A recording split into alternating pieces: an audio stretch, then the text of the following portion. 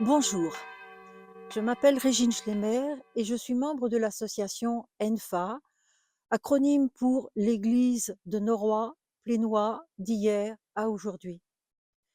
L'église Saint-Pierre se trouve à Noroy-le-Veneur, près de Metz, en Moselle. Propriété des communes de Noroy et de Plénoy, c'est un monument historique remarquablement fortifié. Mais pourquoi un lieu de paix et de recueillement s'est-il transformé en forteresse? Eh bien, si l'on vous dit Moyen Âge, donjon, mâchicoulis, meurtrière, canonnière, l'image qui vous vient à l'esprit est certainement celle d'un château fort. Un lieu qui, par principe, peut accueillir les sujets d'un seigneur pour les protéger en cas d'attaque ennemie.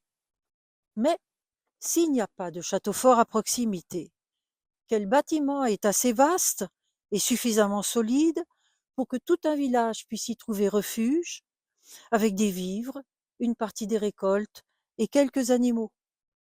L'église, bien sûr.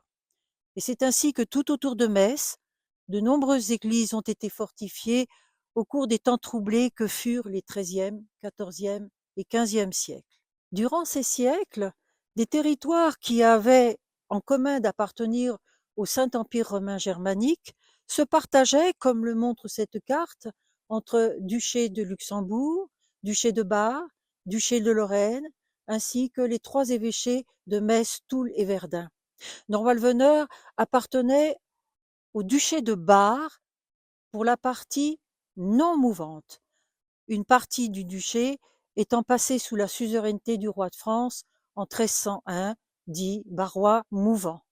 Or, durant ces siècles, les comtes puis ducs de Bar, les ducs de Lorraine et de Luxembourg ne cessèrent de s'affronter puis de s'allier, de signer des traités de paix puis de reprendre les hostilités, en particulier contre la riche ville de Metz.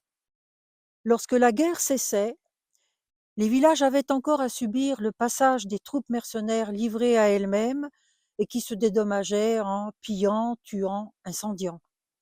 À Noroy-le-Veneur, l'église, de plus en plus fortifiée, était le seul endroit où les villageois pouvaient se réfugier et, sous les ordres de la chevalerie locale, organiser leur défense.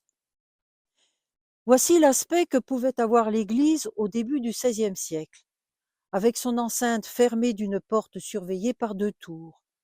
La base de l'une de ces tours a subsisté jusqu'au milieu du XIXe siècle, comme le montre ce dessin daté de 1862. Quant à l'existence des deux tours, elle est attestée par des cartes dressées au début du XVIIIe siècle par Jean-Baptiste Molina et par les frères Naudin. Si vous souhaitez connaître l'état des recherches que mène l'ENFA sur l'église fortifiée Saint-Pierre, n'hésitez pas à consulter notre site internet dont l'adresse s'affiche en ce moment. Et lors de la prochaine vidéo, nous commencerons à détailler les éléments fortifiés dont l'église a été pourvue siècle après siècle. Donc, à bientôt, je l'espère.